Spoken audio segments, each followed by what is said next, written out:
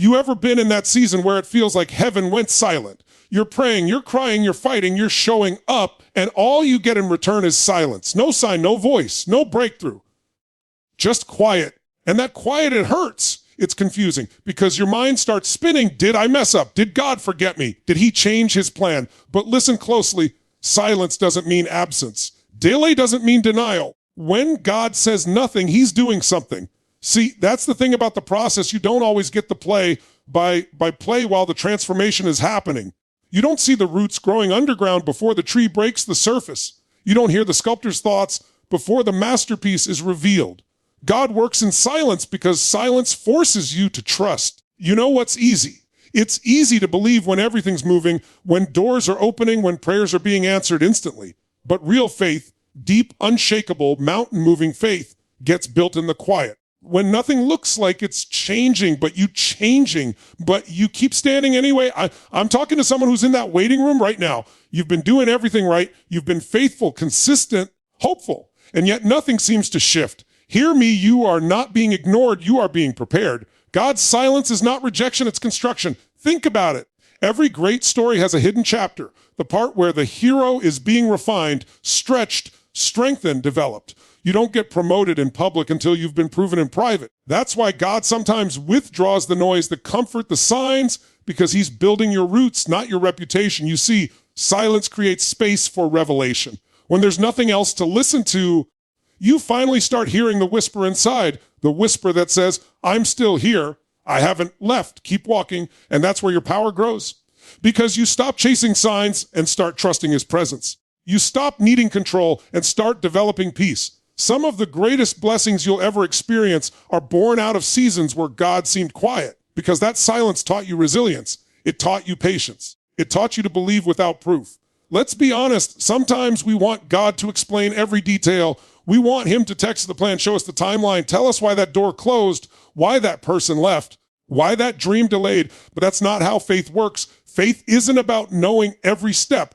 It's about trusting the one who already planned the path. So when you're walking through silence, remind yourself, just because you can't see movement doesn't mean there isn't progress. Just because you can't hear direction doesn't mean you've lost connection. God is not punishing you. He's positioning you. Maybe right now he's rearranging the pieces you can't see. Maybe he's aligning the right people, preparing the right opportunities, clearing out what could destroy you before you even step into it.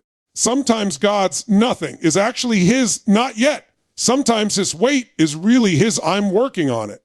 And when he finally moves, when that silence breaks, everything that didn't make sense will suddenly fit together. Every tear, every delay, every lonely night will start making sense. So hold on in the silence.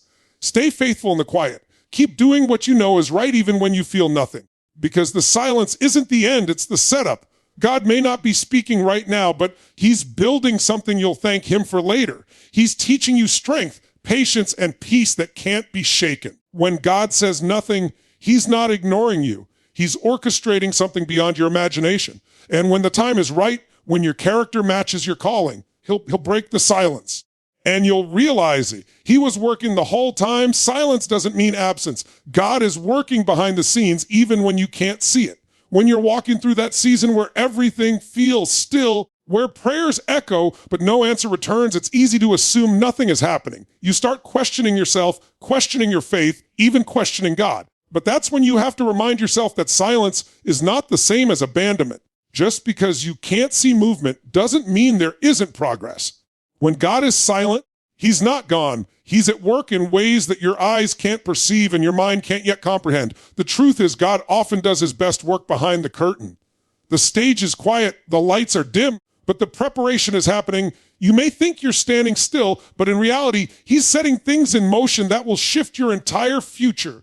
The silence is often a sign that something greater is being arranged, something that requires precision, patience, and divine timing. Sometimes God hides his work because if you saw what he was building, you'd try to rush it. You'd try to control it, to tweak it, to help it along.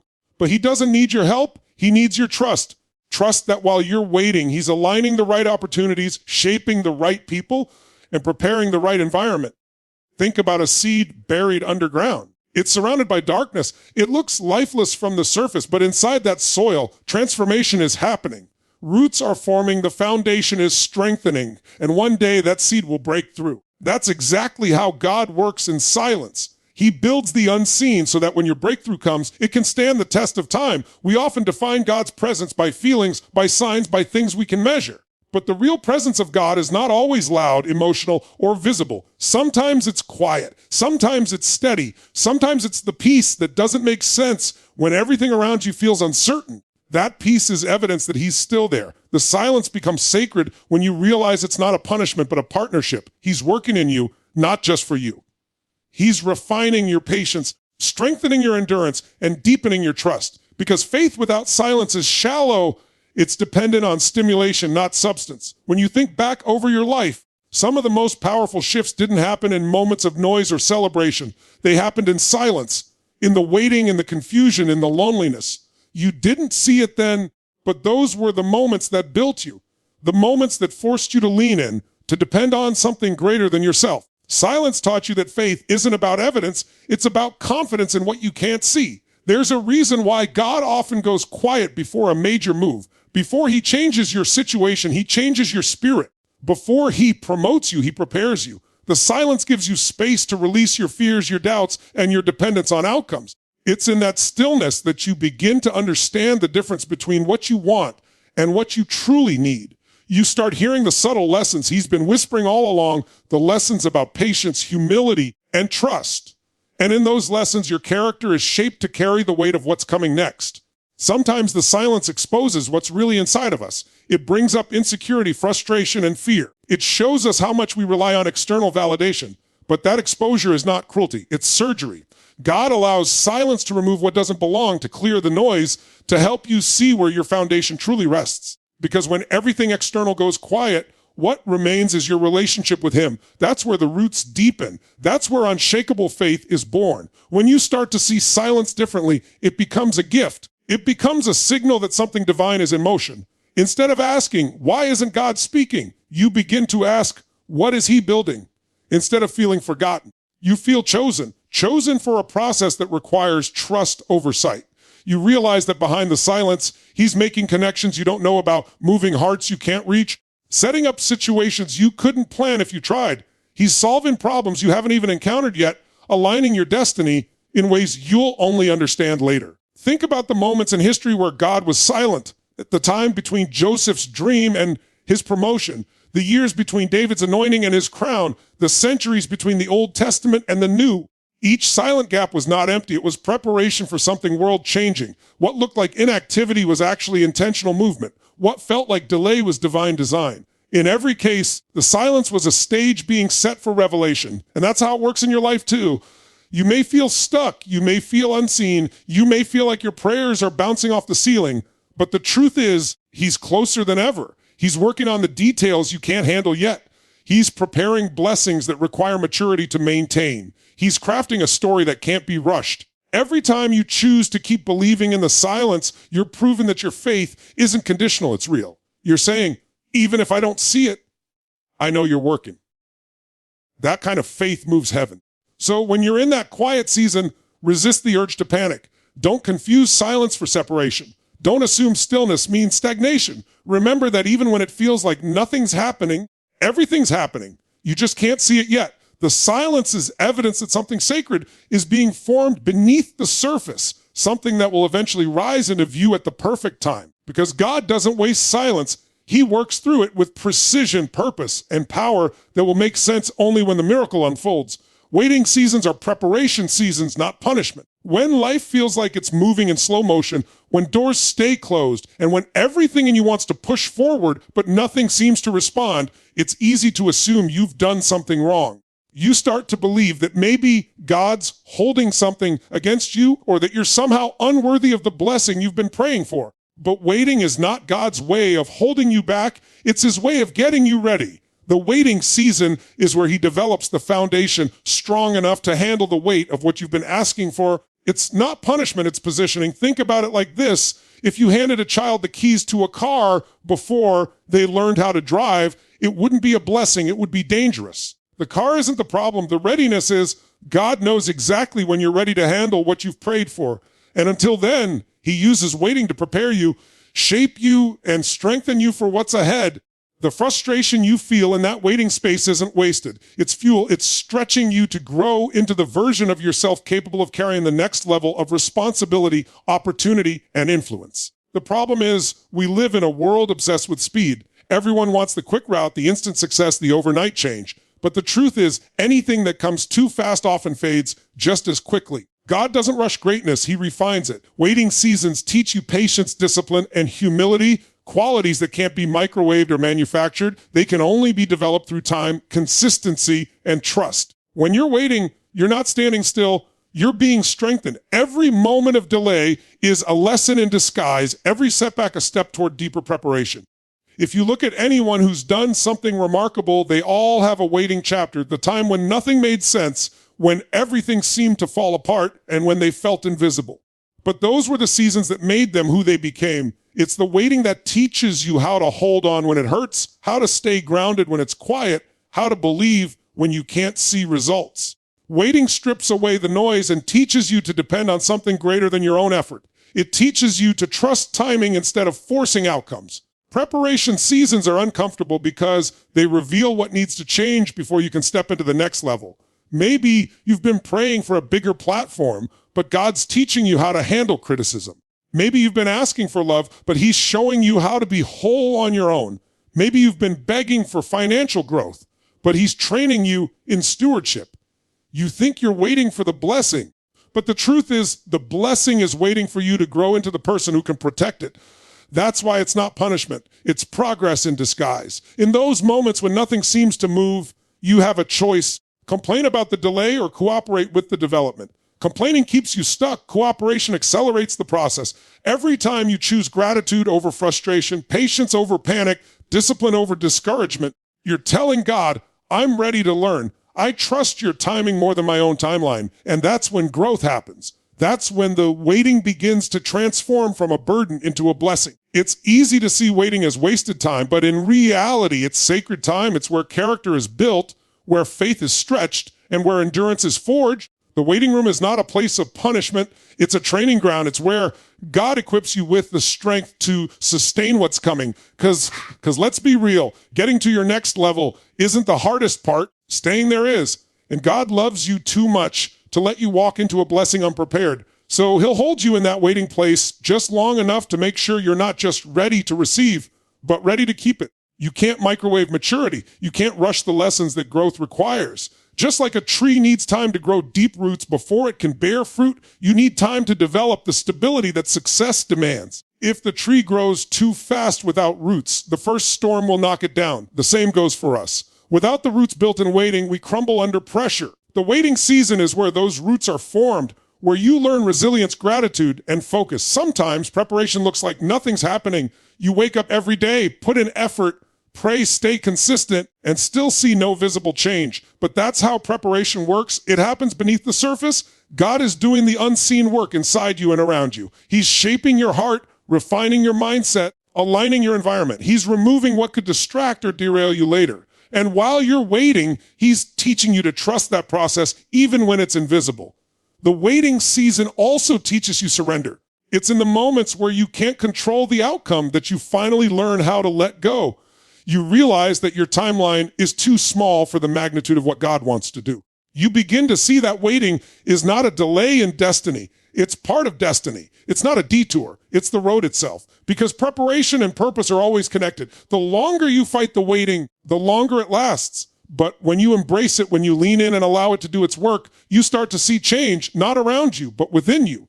In waiting, you learn that faith isn't proven by how loud you believe when things are moving, but by how steady you stay when they're not. You learn to listen more than you speak, to trust more than you question, to serve more than you seek recognition. You discover that being ready for what you've prayed for is more about who you become than what you achieve. The waiting season refines your vision.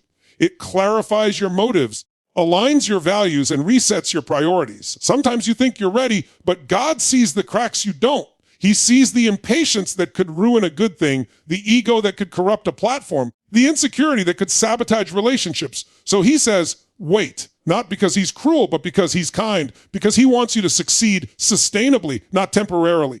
Every moment of delay is an act of protection disguised as stillness. So when you find yourself in that space where nothing seems to move, remember that waiting doesn't mean you've been forgotten. You're not being punished, you're being prepared. Every second in the waiting room is a step toward readiness. And while it may not feel like progress, it's progress in its purest form, the kind that builds endurance, shapes strength, and refines purpose, because waiting is never wasted when God is the one writing the timeline. Faith grows strongest in the quiet, not in the comfort. When everything in life feels predictable, when the path is clear and the answers are obvious, you don't need much faith. Comfort doesn't require trust, it only requires familiarity. But when life goes silent, when the plan falls apart, when the people you counted on disappear, and the outcome no longer makes sense, that's when faith is forced to stretch. That's when you find out what you really believe, not what you say you believe. The quiet exposes the depth of your conviction. It reveals whether your faith is anchored in your circumstances or in something unshakable. In the quiet, you don't have applause to validate you, no guarantees to lean on, and no signs to reassure you. All you have is belief. Belief that something greater is still in control. Belief that there's purpose behind the pause. Belief that even though you can't hear God's voice, his hand is still guiding the process. It's in that silence that faith stops being a concept and becomes a lifestyle. Because faith built on comfort will always crumble when things get uncomfortable. But faith built in the quiet becomes unbreakable. The quiet seasons are where God takes you out of the noise so you can learn to listen differently. You start to discover that faith isn't about the volume of miracles. It's about the steadiness of trust. When everything is loud, when life is full of motion, it's easy to confuse momentum with meaning. But when it all slows down, when everything gets still, you start to hear things you couldn't before, the whisper of guidance, the nudge of intuition, the pull of purpose. Faith matures in those silent spaces because silence requires surrender. You can't manipulate silence. You can't rush it. You have to lean into it and believe that something is happening even when all your senses disagree. Comfort makes you dependent on outcomes, but quiet teaches you dependence on presence. When you're comfortable, you rely on visible progress to confirm your faith. You look for signs, success, or validation. But when you're in the quiet, none of that is available, so you're forced to depend on something deeper. You begin to understand that faith isn't about getting what you want. It's about trusting who God is. You learn to believe in his character, even when you don't understand his timing. And that kind of faith doesn't come from easy seasons. It comes from stillness, from solitude, from silence. It's in those quiet moments where your faith gets tested, but it's also where it gets trained. Just like a muscle grows under resistance, faith grows under pressure. Every unanswered prayer, every closed door, every moment of uncertainty is resistance that builds spiritual strength. Without resistance, there's no development. Without quiet, there's no depth. The quiet forces you to stop depending on proof and start depending on promise. It teaches you to stay grounded even when you can't see results. That's how faith grows, by walking through uncertainty and refusing to give up. When you think about the stories of people who carried unshakable faith, none of them were built in comfort. They were built in the quiet places. Moses in the desert, Joseph in the prison, David in the wilderness, Jesus in the garden. Every one of them had a season of silence before their moment of breakthrough. Those quiet seasons looked like isolation, but in reality, they were incubation. God was growing their faith privately before revealing them publicly. The same happens in your life. You may feel hidden, but you're not forgotten. You're being developed, not dismissed. In the quiet, you also learn the difference between faith and feelings. Feelings fluctuate, but faith remains. Feelings tell you that nothing's happening. Faith tells you that something is. Feelings say it's over. Faith says it's just beginning. Feelings scream for proof. Faith whispers, wait and see. You start realizing that faith isn't about emotion, it's about endurance. It's not about how inspired you feel, it's about how consistent you remain when inspiration fades. Comfort doesn't give you that strength, quiet does. Silence is often the classroom of faith. It's where God teaches you to see without sight and to trust without evidence. He removes the distractions so you can finally hear your own spirit say, I still believe. That's when faith becomes personal. That's when it stops being something you talk about and becomes something you live. You start walking differently, thinking differently, believing differently. The quiet reshapes you from the inside out. It's also in the quiet that you learn patience, and patience is faith in motion. It's one thing to say you trust God's timing, but it's another to live through it when nothing's moving. The waiting, the wondering, the stillness, all of that refines your faith into something stronger. You begin to realize that what feels like delay is actually development. Faith built in comfort stays shallow because it never has to fight. Faith built in the quiet becomes resilient because it's had to wrestle with doubt and still choose to believe. When life is easy, you don't need to lean on faith much. But when you're walking through darkness, when answers don't come, when everything in you wants to quit, that's when faith digs deep. That's when you start realizing that you're not standing by your own strength. You start to feel that quiet power within you, the kind that doesn't shout, doesn't panic, doesn't rush. It just stands, it just believes. It just knows that somehow, some way, this silence is not the end of the story.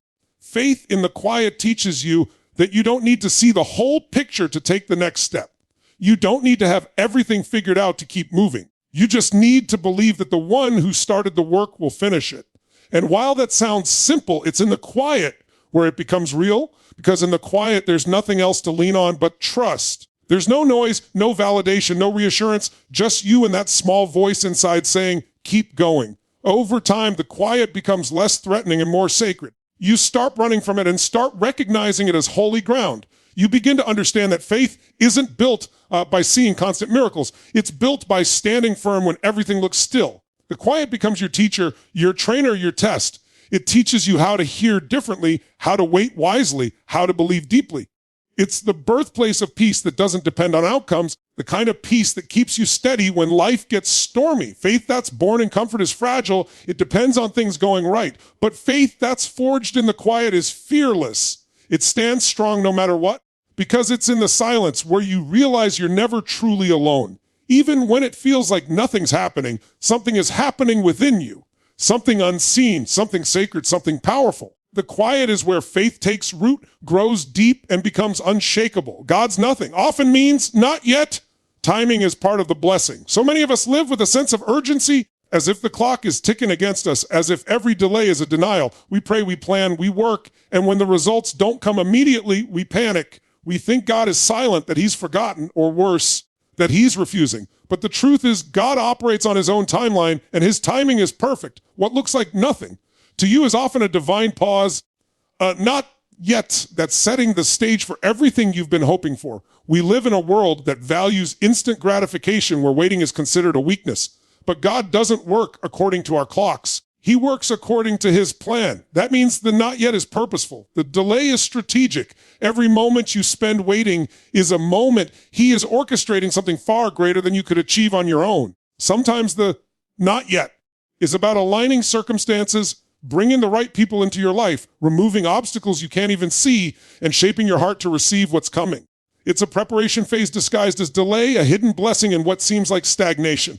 The hardest part about the not yet is patience.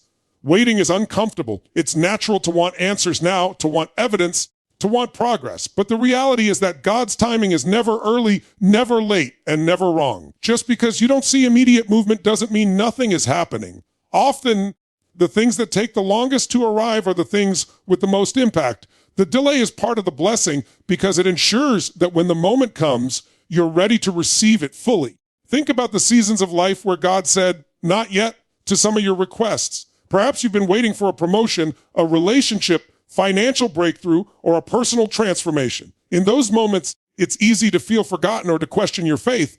But in reality, those not yet seasons are divine pauses that are aligning your life in ways you can't yet comprehend. Maybe he's strengthening your character, refining your patience, or preparing you for responsibilities that come with the blessing. The delay is part of the preparation, the seasoning, the foundation building that ensures the eventual blessing is sustainable and impactful. The not yet also teaches you to trust beyond what you can see. Faith is not about believing only when circumstances are favorable. Faith is believing even when the evidence is absent. It's trusting God's character, his wisdom, and his timing, even when your human understanding wants immediate gratification. When you learn to trust during the not yet, you develop resilience, endurance, and clarity that cannot be rushed. You stop depending on timing, circumstances, or human approval, and you begin depending on the one who holds all things in his hands. Sometimes the not yet is a test of your perseverance. It measures your willingness to keep showing up, to keep believing, and to keep investing in what matters even when results are delayed. Waiting separates the committed from the casual, the faithful from the fearful. It forces you to develop consistency, discipline, and patience.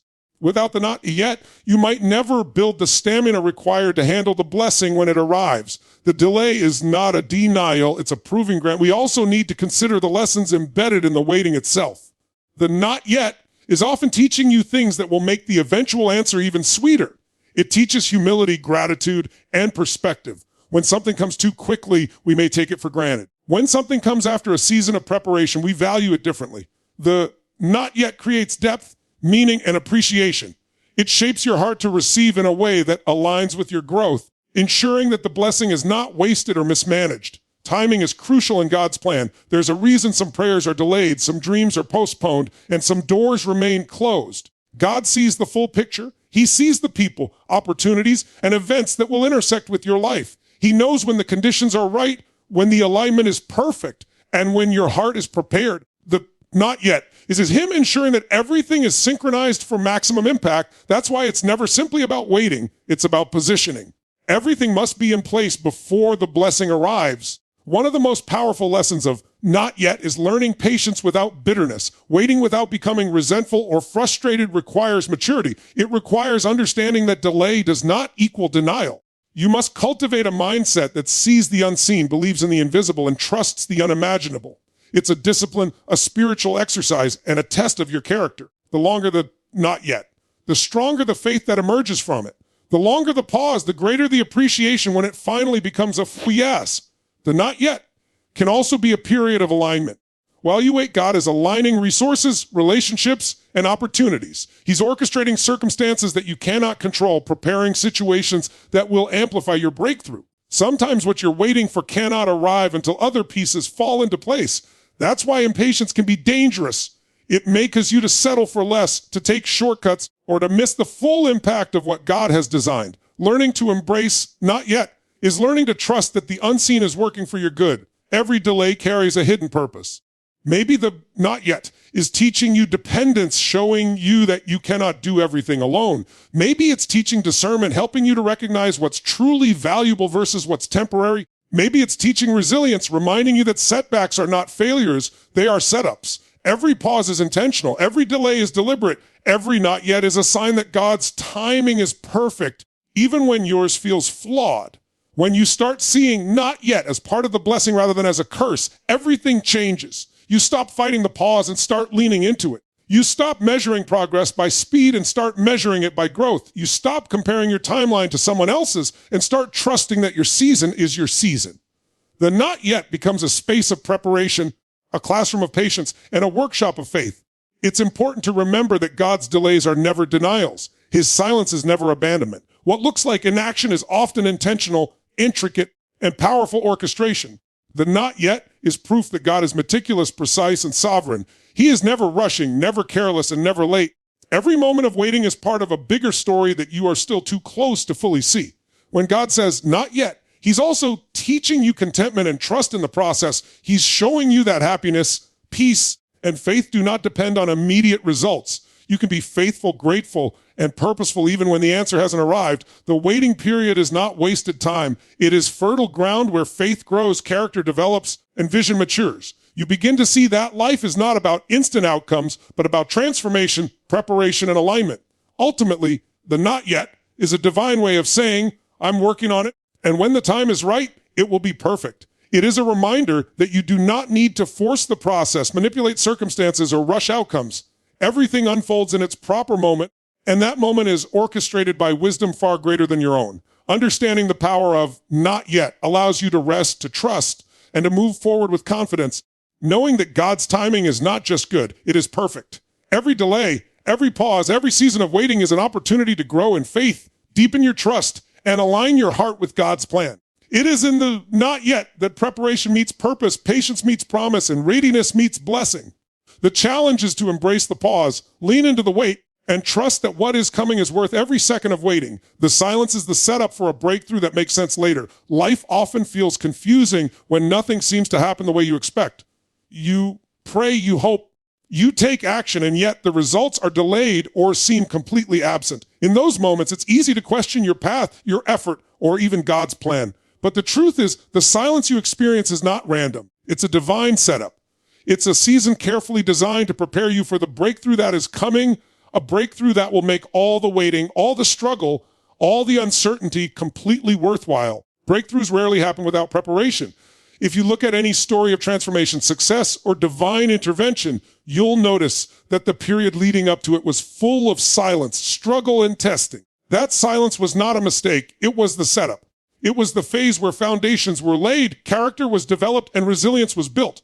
The quiet moments are where you learn patience, endurance, and trust, the very qualities that will allow you to handle the breakthrough without being overwhelmed. When nothing seems to happen, it's tempting to give up. It's tempting to take shortcuts, to settle for less, or to force outcomes that aren't ready. But God often works in such a way that the breakthrough only arrives after the season of preparation is complete. The silence is a necessary part of the process because it ensures that you are ready to receive what is coming. If the breakthrough came too early, it might be wasted or misused. That's why the waiting, the quiet, the perceived inaction, all of it is essential. Think about a caterpillar. To the casual observer, it seems inactive, doing nothing, perhaps even stuck, but in reality, it is undergoing a complete transformation inside the cocoon. If you tried to rush the process or opened the cocoon too soon, the butterfly would never develop properly. The period of silence, the period of hidden growth, is crucial for the metamorphosis. Your life works in the same way. The silent seasons are forming the wings of your breakthrough. They are preparing you for a transformation that cannot be hurried, that cannot be forced, and that cannot be skipped. The silence is also the time when God aligns everything necessary for the breakthrough. Often, what seems like delay is actually divine orchestration. God is moving people into place, clearing obstacles, and opening doors you don't even know you'll need.